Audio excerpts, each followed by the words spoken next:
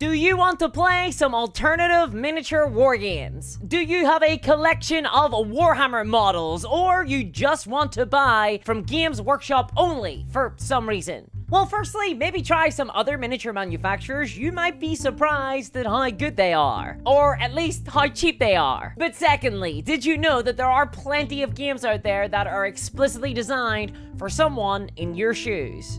That's right, there are games that have been created so that you can use your Warhammer miniatures in them. And I'm not talking about mini agnostic games here either. You know, games where you're simply pretending that one model is a different thing? No, none of that. Today we're going to be talking about games where you can use your Warhammer models in that game and they'll feel like the Warhammer models. In other words, if you're playing with your Space Marine models, they're going to be just like Space Marines in the game. No proxying models today. And it goes without saying that for many of these games, you'll also be able to use a wide variety of miniature ranges, not just Games Workshop or Warhammer models. A lot of these systems work with anything. So, if you've only ever played Games Workshop games in the past, think of this as your first tentative little foot into a wider ocean. Or as a gateway drug. And for many of these, they are absolutely free. Many of them come in PDFs, so let's get to it. Oh, and I'm not doing these in any particular order. I'm just assigning them numbers because for some reason,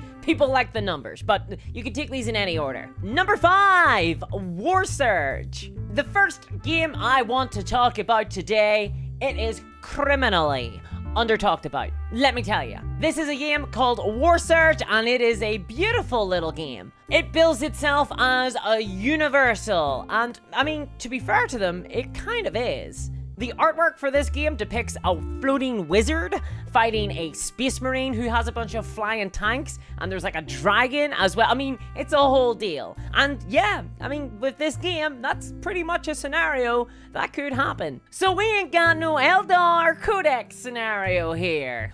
Oopsie. So the game of Warsurge is an army level game mostly. Or at least it's configured in a way where you're able to play with squads of infantry and there are vehicles like tanks and stuff. But I imagine you probably could get skirmish games out of this one. It just doesn't really seem like the focus. But without a doubt, the most unique thing about Warsurge is the fact that you get to build your army from the ground up. And I'm not talking physically here, like you gotta put the models together. No, we're not talking about that. I'm talking about the actual mechanics of the units in the game. To do this, you go into the Warsurge app and you create some unit profiles and you determine the statistics of their stats. So you work out their armor save, their chance to hit. You build weapon profiles and you assign perks to your units. Yes, Warsurge has essentially farmed out the work of creating the armies to you. And yes, it is a ton of fun. Not everyone is going to be super into this, of course. It is actually quite a lot of work, but personally, I find it absolutely baller. This game is all about taking any of your miniatures and just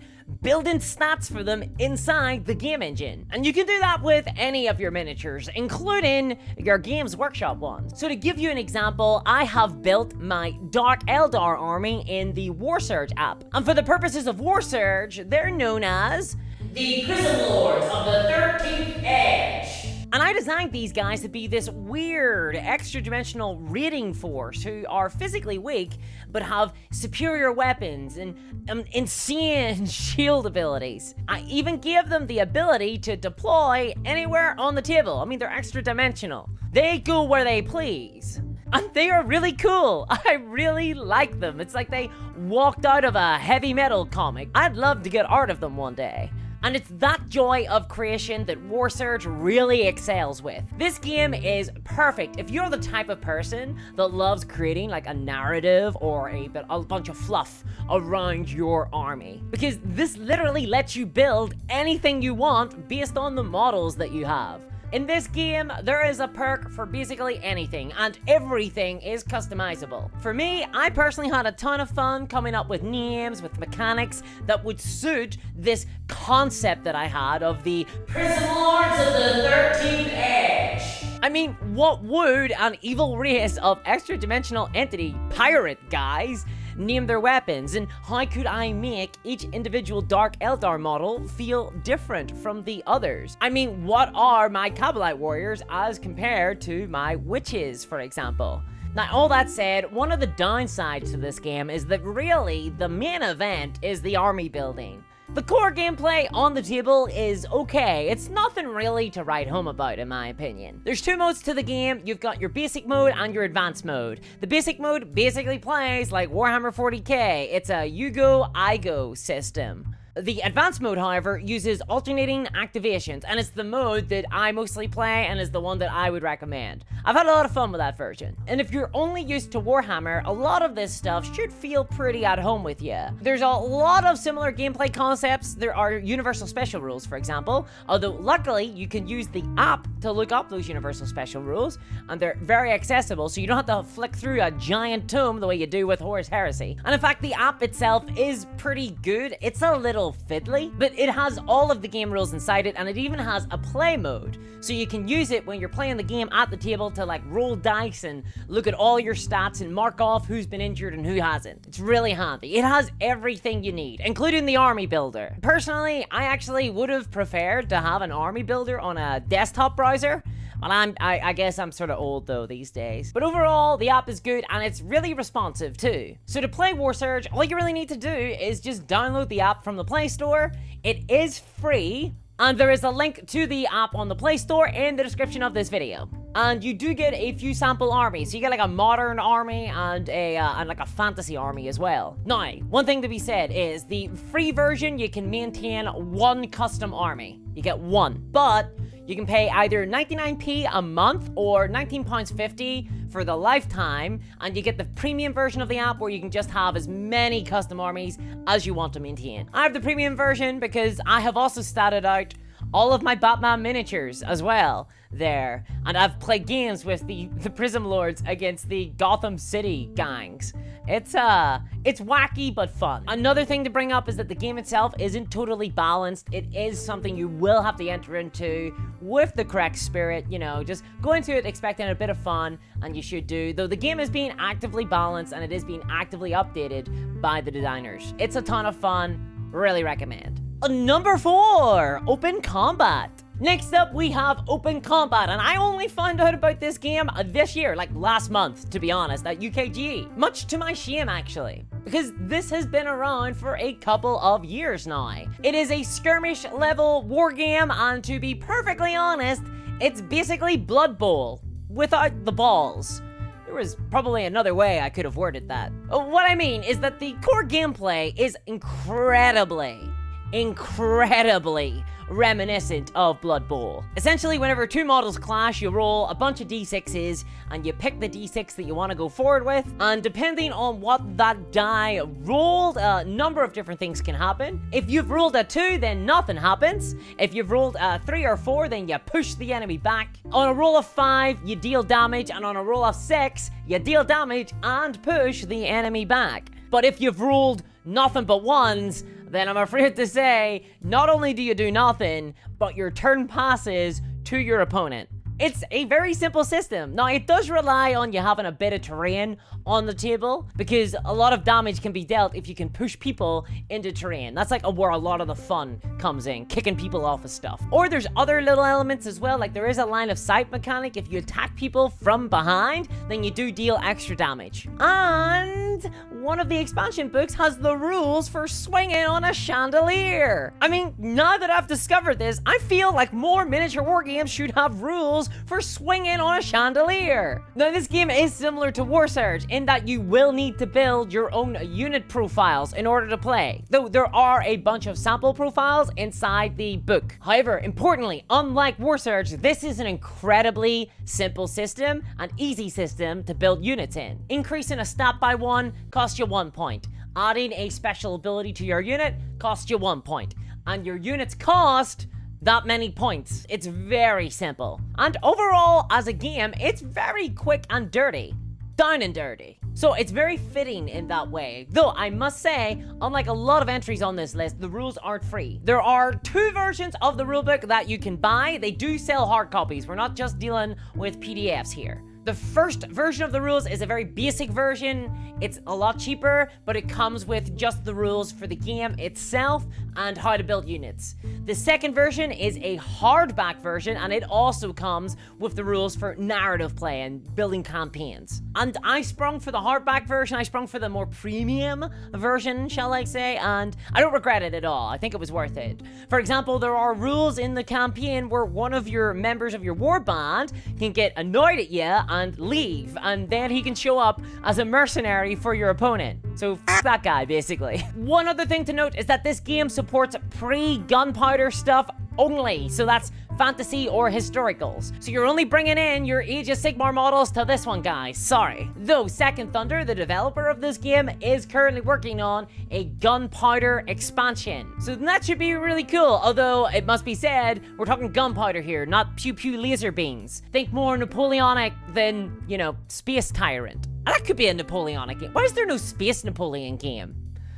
And of course, in the description of this video, there is a link to that game as well. But before we go on to number 3, here is a word from our sponsor. Today's video has been sponsored by NordVPN over at nordvpn.com/discoursemin. This is the best VPN in my opinion. It's the one that I use. And the reason why I love this VPN so much, honestly, is because it's so easy to use. Literally one click and suddenly you're in France, or at least according to the Inquisition's servers, you are. I'm telling you, those servo skulls, they're real dum-dums sometimes. And I'm based out of the UK, and I use this to watch American Netflix shows while I'm painting my miniatures. Basically the only reason why I paint miniatures these days. I'm on season 3 of Supernatural, guys, and I'm really worried for Sam and Dean. I don't think they have much longer in them. And a huge advantage to running NordVPN is as a protection against a thing called reactive pricing. This is the thing where companies change the prices of products that they offer online based upon what they can find in your browsing history. So for example, if you have recently booked some flights,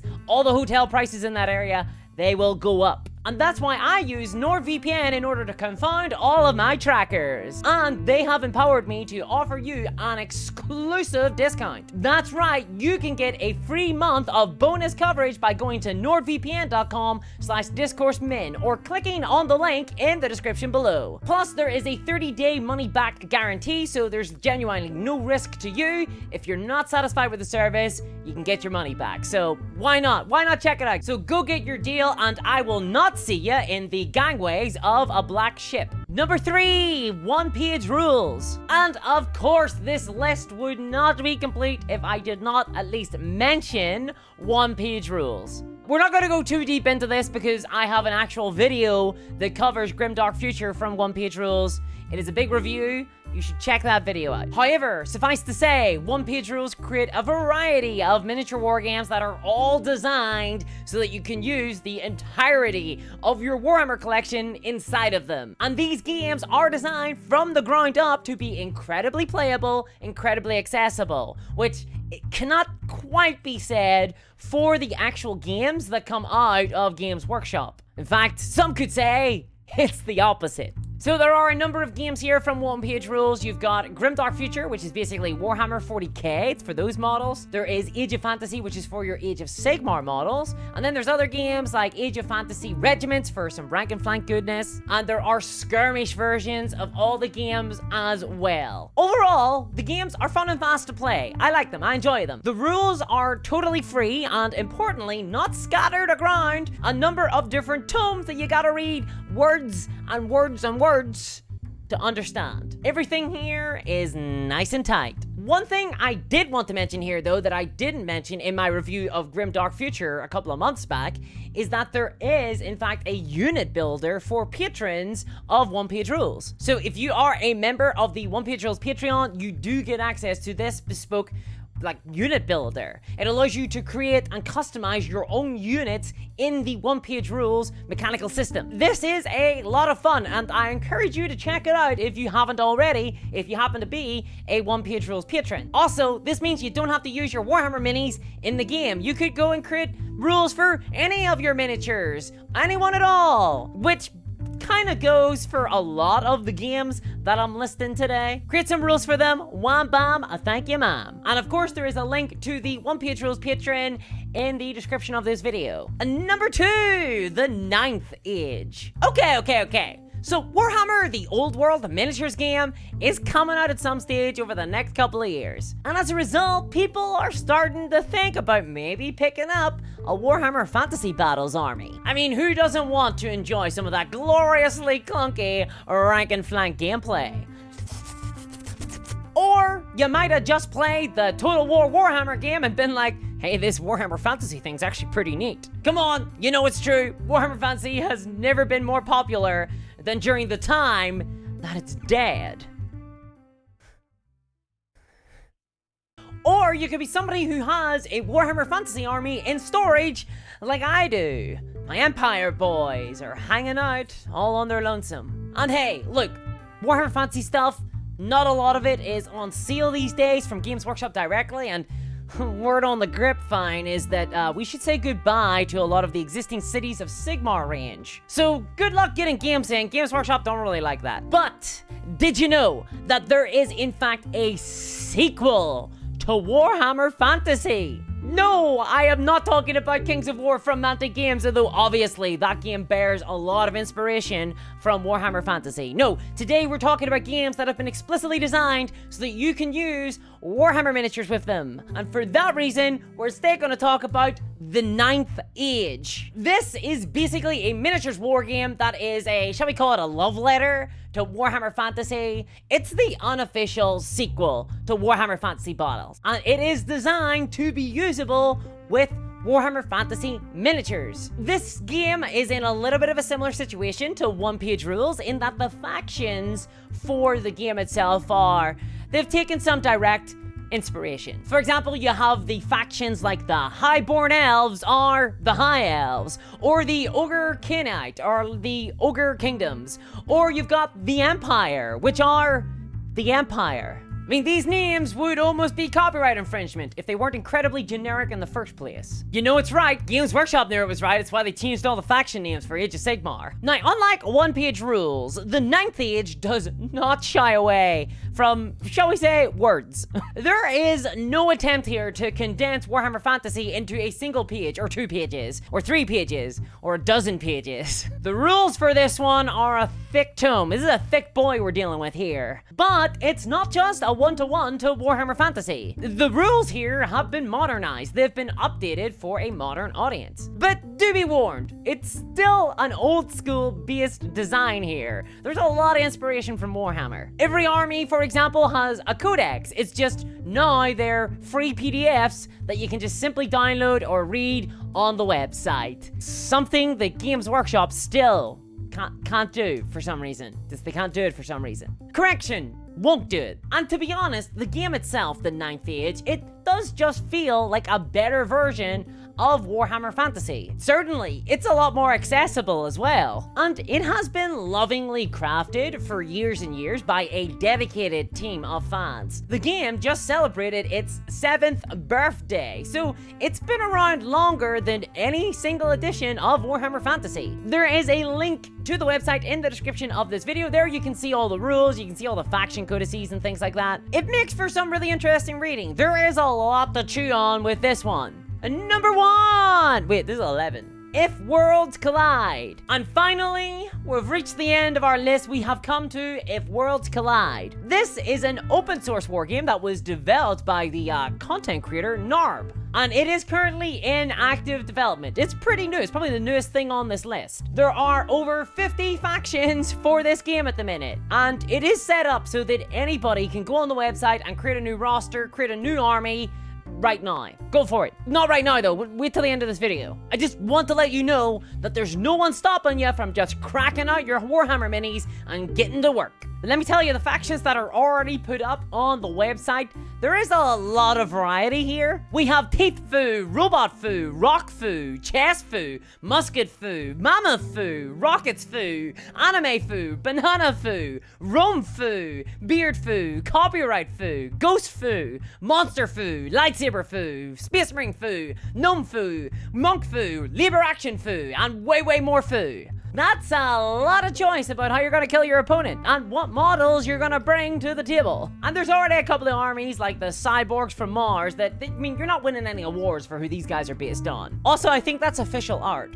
And the conceit of this game is that the setting is all about these different realities coalescing with one another. They're all bumping into one another, doing a little bit of the grind. You could say that it's crossovers gone wild. No, not like that. I'm a really big fan of this setting. It reminds me a lot of Infinite Worlds from GURPS. And I haven't had a chance to play the game itself, but Norb has made a very handy how to play video, which is, there's a link to in the description of this video, and it's a great resource. It covers the game very succinctly. It's like he's making this stuff as a living or something. And one of the really interesting little tweaks in this game is that every faction comes with environmental effects. So if you're building your factions, you're gonna need to build some environmental effects from them. And this is meant to represent their reality crossing into the sort of map to the scenario that you're playing in. And those environmental effects influence the map every single round. You know, because reality's clashing. So, for example, the Gnomes of Kyrie,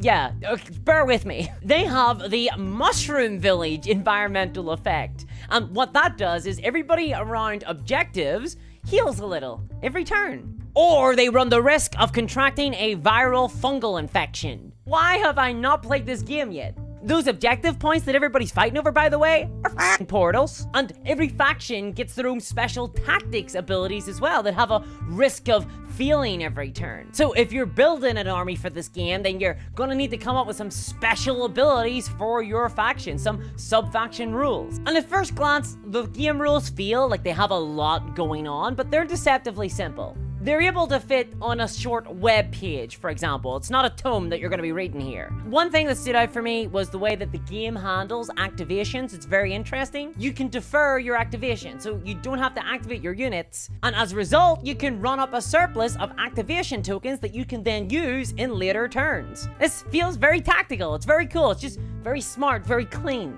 And with an interesting setting like this, you got no excuse. Discord says, check it out. And that is everything. That is the 5 alternative miniature war games that you can play with your Warhammer models. Basically, right now. And here's a spicy little tidbit. All of these games, most of them anyway, they support the use of any miniatures and proxying and being able to build rules around any miniature. So now when you see a model and you're like, wow, I really like the look of this thing, but I can't use it in Warhammer. Well, guess what? Now you got some games you can use those models in, so pick them up. You got an excuse to buy any miniature that your heart is set on. So enjoy that, and if you enjoyed this video, then why not check out my video where I go over the 29 mistakes that every single miniature wargamer makes right here. And as always, a huge thanks to Steven Jackson, Sonic Bread, and Beauregard Equipment. Thank you guys so much, and a big thanks to all my patrons, and as always, I'll catch you next time. Bye-bye!